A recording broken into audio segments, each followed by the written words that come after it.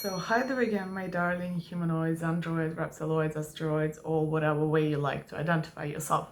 Once again, it's me, Maria, and basically recently I got reached out to by an individual, not gonna mention their name, asking me how I managed to stay in a state of flow, which I found really sweet and really nice because they essentially were like, oh yeah, you seem to be really good at this flow thing. How do you do it? And I was like, am I? Oh, well, I guess I am. Thank you so much for noticing. Damn, nobody acknowledged that yet. So, well, okay, that's an absolute lie because people do acknowledge it, but I never acknowledged it to myself before, and this is something that I need to work on, and this is something for therapy. Anyway, I'm not gonna give too much context about why the person was asking me about that particular scenario of them trying to get into the state of flow and why they are trying to get into the state of flow in the first place and why they feel they're unable to, because it's kind of a personal matter. But basically, I just wanted to make this video to explain why staying in a state of flow and getting into the flow of life and living an essentially really resistance-free and easy life is actually not that big a deal. It really ain't that deep.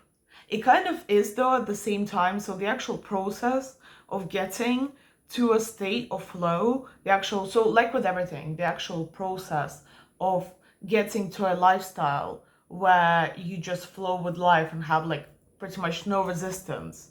It is a process. It is tough. It is difficult. It breaks you apart on the way there. However, the actual state of it, once you have grasped it, once you have mastered it, really ain't that deep. It's really quite simple. So, like with most things, once you're there, you look back and you're like, damn, that really wasn't that difficult. Like, why don't I do this sooner? Why don't I realize how to manage my life this way before? But while you're getting there, you're like, damn, I want to off myself. So if I was to summarize living a resistance-free life, I would say this. Find a scenario of your life that makes sense. Because think about it, right?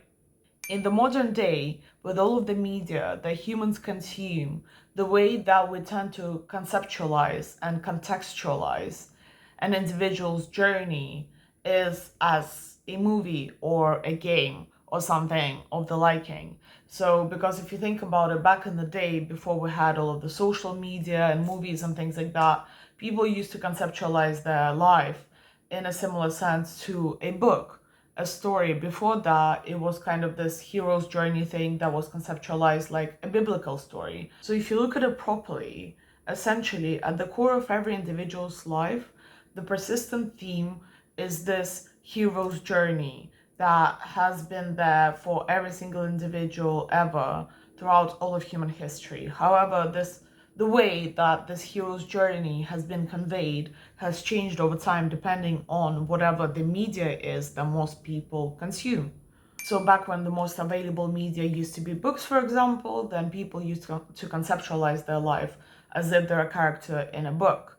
And then depending on whatever their preferred literature style would also likely be the way that they like to conceptualize their own life and the way that they like to view their own life. So if a person really likes romance novels, then they would conceptualize their own life in terms of a romance novel, and they would think about all of the interactions that they're having with other human beings in terms of how it fits into this romanticized image. Then if a person liked drama, for example, then they would most likely conceptualize their life as a dramatic story, and they would specifically seek out dramatic experiences just so that they fulfill and satisfy their inner desire for drama, because they like to think about dramatic things and they like to conceptualize their life therefore as a drama as well. So therefore they seek out drama in order to fulfill their expectation for the drama. And if they can't find real life drama, then they make it up in their head and they blow out situations to be a lot bigger than they actually are, just for the sake of fabricating the story inside their mind that they're living through this dramatic novel, for example. Then human media shifted to primarily being television. And in that age, what if you lived through the times? So I'm kind of lucky because obviously my parents being from the USSR, they have lived through multiple epochs of media within their one life cycle. Whereas like in America, for example, there would have been multiple generations that would have lived through the different epochs. For me, it's literally just, even not my parents, but just like my older cousins who have all faced situations where at first they literally don't have TV, don't have anything. The only thing they had were books and newspapers. Then they suddenly got television, and then they suddenly got the internet, all within essentially just like 10 years, maybe 20 years. So I'm kind of lucky that I was able to ask them about it and hear the first-hand experience of it. And so from what I understand, this shift that happened between literature being the primary source of media and then television or radio becoming the primary source of media has really amplified the speed at which people were experiencing life. So you know how at the moment people are saying they feels like life is really speeding up. That's fact, just because the media that we're consuming is speeding up. Therefore, our human lives are also speeding up, because what as humans we tend to do, as I've already made it obvious, is we try to make our life akin to the media that we consume. So once again, when humans shifted their main media source from literature to television, life got faster because people essentially started trying to conceptualize their lives as if it was a film or a TV show. So nowadays, a very common concept that you have all already likely heard is that, oh yeah, you should think about yourself as if you're a character in a game. Life is all a game, so on and so forth. And to be honest, this rhetoric of life being a game has been there before as well. It's just before life was likened more to, I don't know, chess at first, or a game of cards or a game of poker. Then it was likened to some other table games, maybe. Like there's even this Hindu-based game called Leela, where it's a table game, but it is literally supposed to kind of play out the scenario of your life, and it really makes you think deeply about your own conception of reality and your own life. And anyway, I'm not gonna get into it, but I'm just gonna leave like a bit of information here about this game called Leela and what it is and stuff like that, just because I think it's cool. And I'm also gonna leave some links below just in case you want to look into it. But essentially, it's Hindu philosophy and blah blah blah blah blah, and conceptualizing your life. And yeah, so now that we have video games, essentially people like to compare themselves to a video game character.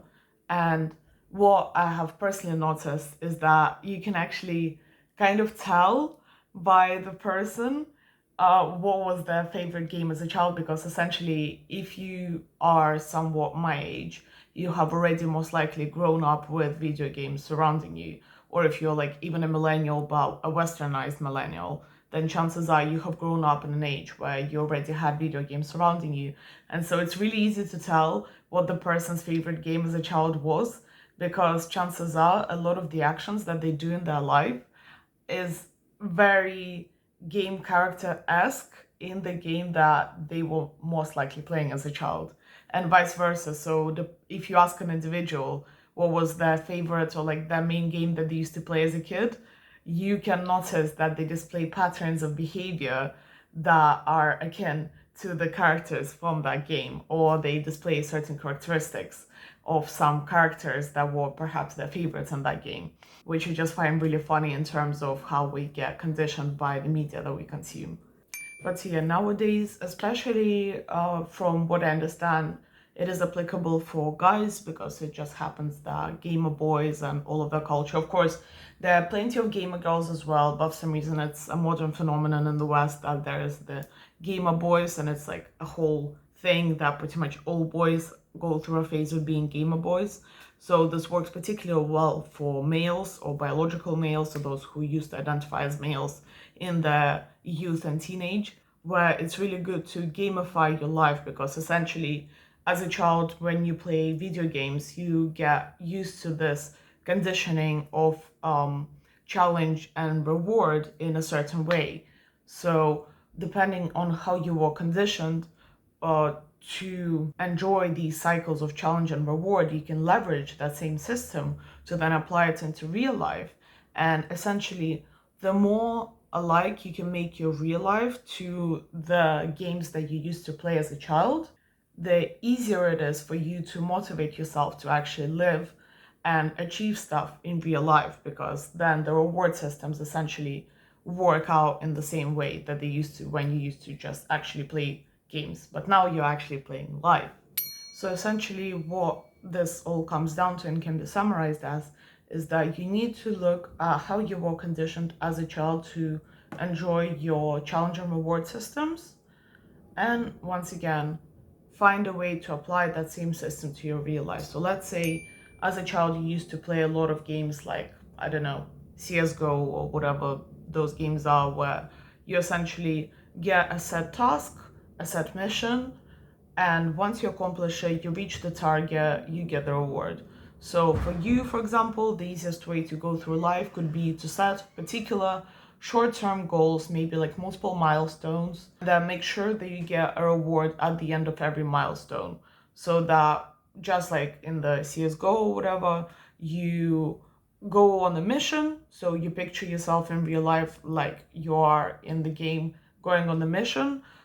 You prepare your kit beforehand. I don't really remember how those games work, but I think you like, before you start the game, you launch the game, you like choose your like your starter pack or whatever. And so in a similar manner, you apply that to real life. So you set yourself a goal, you decide on a mission, you assess what you might need for that goal. So you create your starter pack for the game. Then you set out on actually reaching the goal. And then because you have prepared properly, you manage to actually reach the goal. And then you also get some kind of a reward from it. And that is that. And then you set out the next mission, the next goal, go and reach it. And it is essentially a repetitive cycle of just setting yourself goals and reaching them. So this is where, for example, a system of having an overarching big mission that is broken down into smaller missions could be a really good system to live by. And then to contrast that way of thinking, and it is, I would say, a slightly more difficult way of going through life, is for somebody who used to enjoy games like The Sims, for example, when they were a child, where there isn't really a particular reward at the end of what you're doing. Like, you could go through the missions to get the reward, but I don't know. This is just my personal thing, is that as a child, right, my main game used to be The Sims. But the way I would go through it wouldn't be like the normal game. I would just, like, honestly, I feel like most people who played The Sims played this way, but apparently not, as I found out recently. But anyway, I would just enter the game, I would motherload a bunch of money right away, build a bunch of stuff, and I would just play for the sake of creating stuff. Like, I wouldn't play for the sake of getting some reward or something. I would just create for the sake of creating. I just really liked the creator mode. I just really liked creating the characters. I really loved building the houses, and I loved having infinite amounts of money to spend in the game. And I just loved maxing out absolutely every single skill possible with different hacks.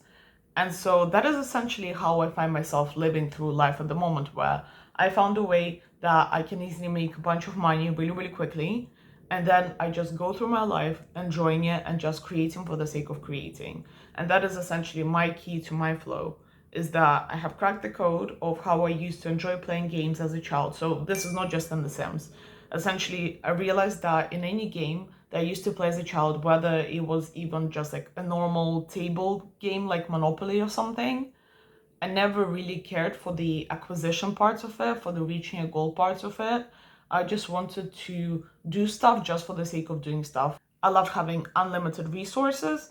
I never liked having any boundaries. And if there were boundaries, then I would just find a way to hack my way around them or convince people to allow me to not have those limitations. And then I would just do stuff for the sake of doing stuff and just enjoy myself and helping others enjoy themselves while they're playing the game. So if somebody that was playing with as a child, for example, in real life, I don't know, like we would play chase or hide and seek or whatever. I never actually liked the rules, so I wouldn't stick to them. but I would make sure to stick to them to the extent that it allows the other person to enjoy themselves. So I would make it fun for the other person. So I myself would not really participate mentally in all of the rules and stuff like that of the game, but I would be like, oh yeah, haha. Like, yeah, sure, I totally can't find you. I totally don't. Just ask my mom about where exactly you are and then just pretending to walk around and look for you just so that you enjoy your temporary time of thinking that you're invisible. Ooh, like, that kind of thing. And so, yeah, now I essentially go through life in a similar way where it's like, I know that I can just choose to not play the game, but I kind of like people enjoying themselves in their life. So I kind of pretend to adhere to the rules of society and I kind of pretend to participate and adhere to all of the rules that society sets out. But I very much just live in my own little world. I have my own little thing going on. And I just do stuff just for the sake of doing stuff, just because I find it fun to create. I just enjoy doing just for the sake of doing. So yeah, that is how I stay in flow, is cracking the code of how my mind works, how it has always worked, finding the pattern of behavior of how it always functioned, and then just following that but in adulthood. But so here you might ask me, so how does it work with other people though? Because, okay, sure, it works in your mind, but then like, how do you not get resistance from the outside world for the way that you live? Especially if you're not to living your life according to certain standards and like the typical rules of reaching goals, going forward, taking on the challenges as you're supposed to, so on and so forth. Like, how do you get people to agree to obey by your rules? So the thing is, this is where it kind of can get a little manipulative, you could say, but it's not out of malice. So I don't think that it's bad to manipulate the world in this way. But essentially, you need to realize, step outside of yourself and realize that other people are conceptualizing their life as characters as well in a particular game or film or movie scenario as well. And you, as you are not the center of their world. They're not actually concerned for what is happening for you in your own life. Maybe for some very, very rare people like your parents or your closest friends, you could be like an important character, but you're never the main character. You're only the main character in your own life. So essentially, as long as from the outside you take on the appearance of sticking to a particular character trait or character dynamic, you can easily fit into everybody else's life scenario in a very, very comfortable and good way, in a way that doesn't get in their way and very much supports their own character development, while also allowing you to have the freedom and the space to do whatever it is you want and live your life in the way that you want to live it. So this is where essentially you need to understand how to carefully craft your persona. So for this whole persona thing, you might also want to refer to a video I did on individuation and that whole process, because essentially the persona is the way that you come across to other people. So it is the mask that you put on to fit into society. And the frequent misconception is that it has to be a singular mask that you put on, whereas in reality, having just a single mask that you put on is exactly what creates the tension and what creates the resistance, is that you're only sticking to having one singular coherent persona, which really doesn't make sense. Like, if you want to live comfortably and live exactly how you want to live, what you want to do essentially is create a whole variety of different personas that fit into a variety of scenarios and just pick out the persona that fits into the scenario that you needed to fit into. So now we get into the art of creating a good persona. So for that, what you need to do is to essentially dig into your character story from the outside. So you need to view your life as an outsider. So pull out of yourself and objectively look at what is your character story. So if you are a different human being, observing yourself, what way were you raised? What are your character traits? What challenges have you gone through in your own life? What family do you come from? What background do you come from? What is your ancestry? What did you inherit? And so on and so forth. Analyze all of those things objectively to understand what kind of character, what kind of persona would be the most appropriate for the type of person that you technically are. So this kind of like crafting your avatar, you could say, where yes, it does impose particular restrictions, but it only imposes restrictions to the extent that your physical body imposes your restrictions anyway, because essentially, as I feel like most people have already realized at this point, like at our core, we are literally nothing. We're infinity, but nothingness at the same time. We're not defined by our conditioning, by our physical limitations, so on and so forth. But that is all etherical, otherworldly stuff. While we still very much, well, as long as we live, as long as we exist, we choose to exist within the restraints of our physical perceived reality, which you can choose to change over time, but whatever happened in your past is still very much applicable to your character story. So essentially, as long as you're participating in society, you're choosing to adhere to and agree to whatever your past history is. Unless, of course, you like run away from whatever country of origin you're from, burnt your passport, and fully erased your persona, which is also possible. Like, if you really want to do that, you can very much do that, but that's just a bit out there and elaborate. Like, you very much could. I have considered it myself as well, but it's just the whole process. It's easier to just kind of like take whatever character story you have developed so far, whatever your past is, and just be okay with that defining who you are up to date, but then take all of that conditioning and leverage to develop a coherent persona or character or avatar that also allows you to live the life that you want. So let's say you come from a really difficult background. Let's say you come from a background of like trauma, abuse, stuff like that. Like, I feel like a lot of people who would be watching this channel would be.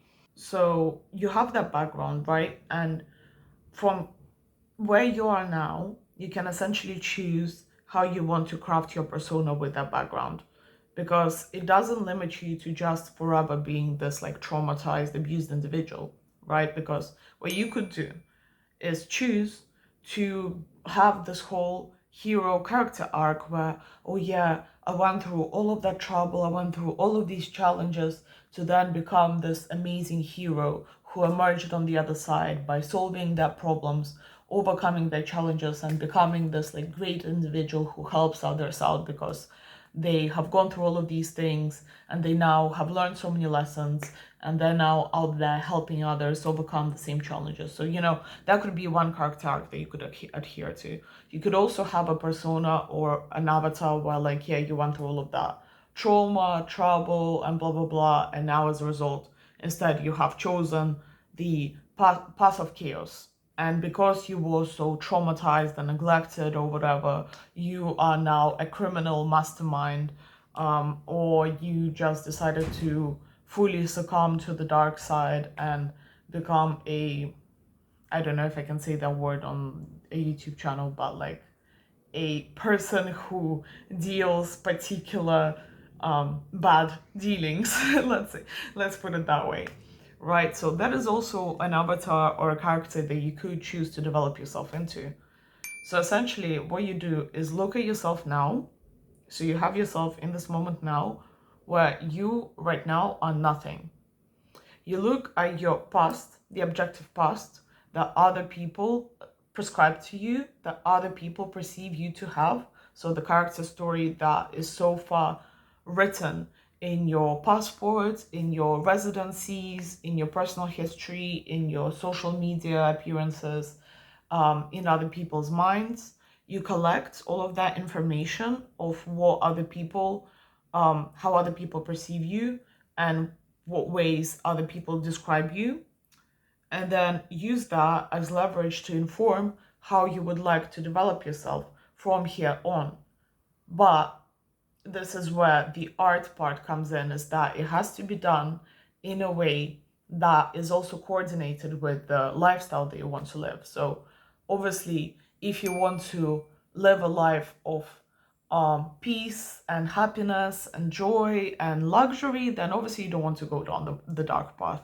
Like, you could do, But you don't want to do that because that is exactly what would create the resistance. So if you carry on doing this whole like dark character arc thing where like, oh, I was so traumatized, so now I'm this traumatized individual traumatizing others, that is exactly what is going to create resistance to your aspirations and goals. So instead, what you want to do is pick the path of overcoming, of being this person who comes from a dark past but is now healing themselves so that in the future they can be this amazing person that is living happily ever after, right?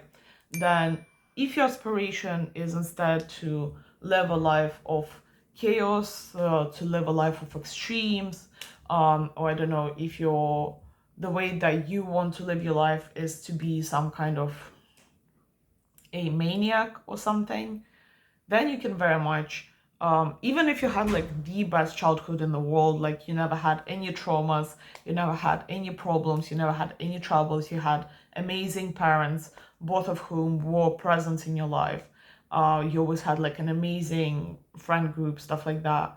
You as you are now can still choose consciously to seek out experiences on purpose that would bring chaos into your life. So you as you are now can go and seek out people who live in darkness, people who have been through some stuff, who can then tell you what it's like to live a life of crime, how to live a life of crime, and how to go down this whole pathway.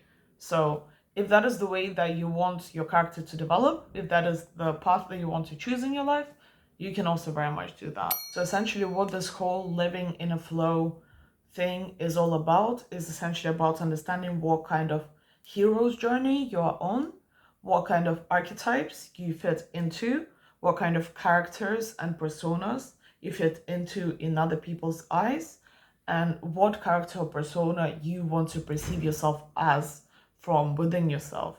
So you just need to essentially set out a final goal of what kind of life, what kind of experience you want to go through, and then take the information from your objective past, take the information from how other people perceive you, from how other people view you and your past, and then align the two together to flow from one way into another. So the way that you get from one side to the other is to kind of calculate the way that would make the most sense for your character to develop from the past to that future.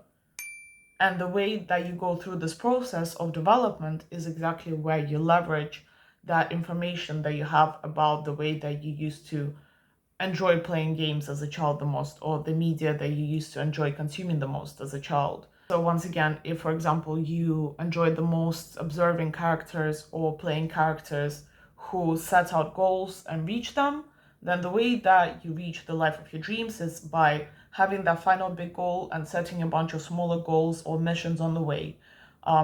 Before starting any mission, assessing what your requirements for that mission are, adhering to all of the requirements, and then reaching the goal and getting some kind of an outcome or reward for it. If you enjoy the kind of media or enjoy playing the kind of characters where they don't have particular missions or goals and just did stuff for the sake of doing stuff, then you can very much just kind of create this final aspiration of what your general idea for your perfect life is, and then just kind of do stuff that just feels right. So this is where like this is why I said that it's a lot more difficult to live life this way, because then you really need to have a good sense of intuition. This is where like you actually need to be in the sense of flow from a point of yin, very much feminine energy. So me being female, obviously it's kind of easier for me because that is my natural biological inclination, is to go through life in a creative, artistic manner. But then let's say if you're a man and you naturally possess the yang energy, that will take some personal development beforehand as well in order to achieve this yin receptive state where you can just do stuff for the sake of doing stuff while still staying in flow, and as a result reaching the outcome that you want. But so essentially the way that you go through your life in a yin way is, instead of setting particular goals, you just hold a vision of what you want to create at the end, and then just do stuff while holding the vision in mind. And you essentially watch the life unveil before you, and receive with gratitude whatever life offers you, in a way that you're grateful for the things that align you with that final vision that you have. Whereas if you want to pursue more of the yang path, which is the masculine path, then yeah, then it's all about like setting a particular goal, achieving it, setting the next goal, achieving it, setting the next goal, achieving it, and actively taking action and overcoming stuff in order to achieve what it is you want to achieve. And then, but obviously in real life, nothing is ever so polar and just one way or another. And it is all essentially about finding a balance between the two approaches. Because if you just live your whole life in receptive mode, yeah, you can get close to what your perfect life state is, but it is going to take a lot of giving up on the most optimal paths. So, for example, depending on what background you come from, there's only so much that is on offer for you in your lifetime, unless you reach for higher opportunities and for better surroundings. So, the easiest way to explain this would probably be for me to also give an example of myself, right? So I come from Russia. So if I was to go about my life in a fully yin way, and let's say that my dream in life is to, I don't know, for this context, let's say it's to live in an eco organic farm or like an eco village while creating art, and having like a beautiful full family with kids and animals and things like that, then if I was to achieve that goal in a fully yin way from the conditions that I come from, I would very much stay in Russia, and my end result, my end goal, would very much all happen within the bounds of Russia. So, yes, I would have achieved the life that I want of living in an eco village and having a full family and stuff like that, but it would be within the limitations of Russia. So this is where, for example, I personally need to take on some of the yang, some of the masculine energy to get exactly what my dream actually is, which is to live abroad. Because I don't want to live in an eco village in Russia, I want to live in an eco village in a warm country, preferably in a tropical country. And in order to do that, I need to get like visas, I need to get a job in order to be able to move countries. I need to find a foreigner for a husband, just because that is the way that I envision my life to be. Like, I don't know, I just don't like Russian guys, like that's just my thing. I prefer to diversify my hereditary pool just because I believe it's beneficial for the whole of human society. Anyway, not gonna get into that.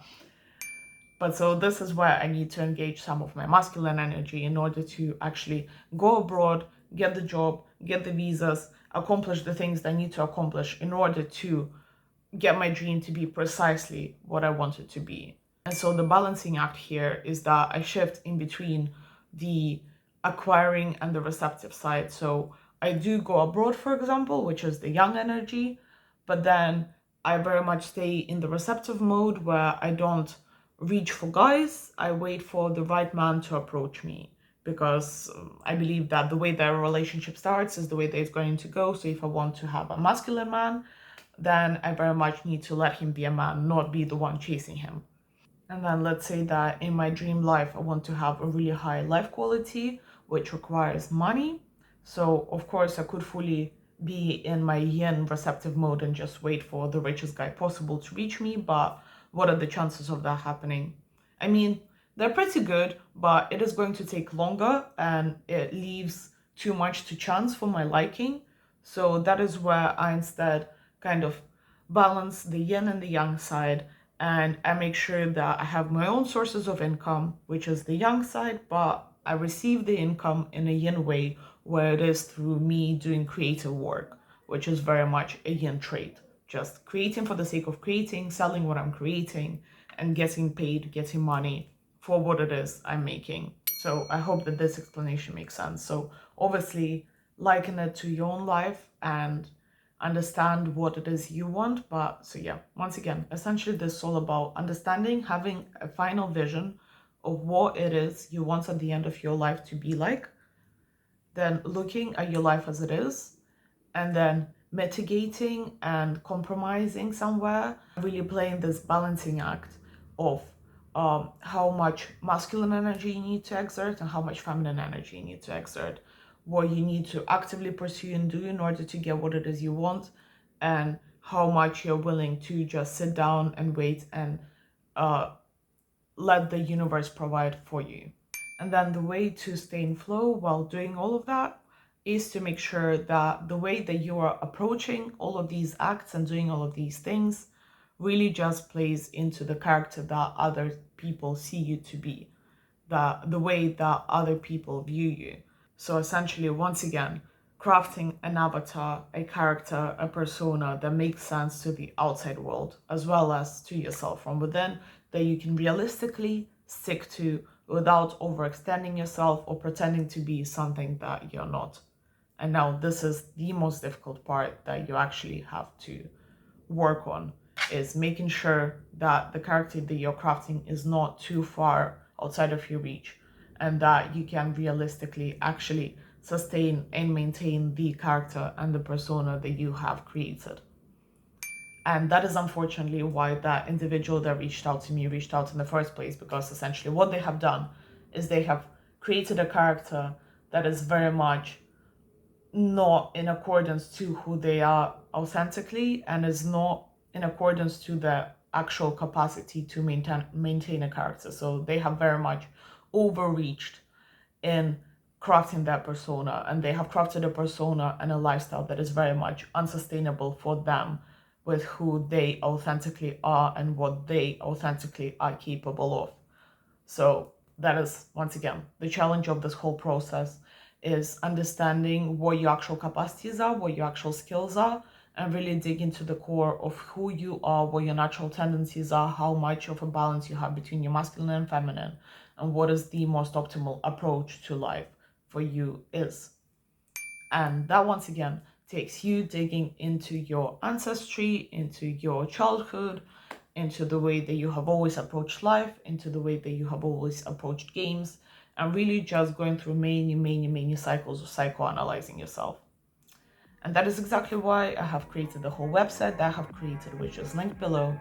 So if you need assistance on this whole journey of getting to the flow of life and living a resistance-free, perfect life that you aspire to, reaching all of your dreams, blah, blah, blah, blah, blah, all of the stuff that all of the gurus promise you, and you want to do it for free, just go to the website, because literally I provide so many tools there, and I'm going to be uploading a lot of my videos that will help you on this journey. So yeah, I hope you found this helpful. I hope this wasn't too confusing, and enjoy your day as always. And once again, check the website and leave a like and subscribe or whatnot. Maybe you'll actually get something useful out of this, and maybe you will actually enjoy your life for once after watching all of the stuff that I'm going to be creating. So yeah, have a good one. Bye.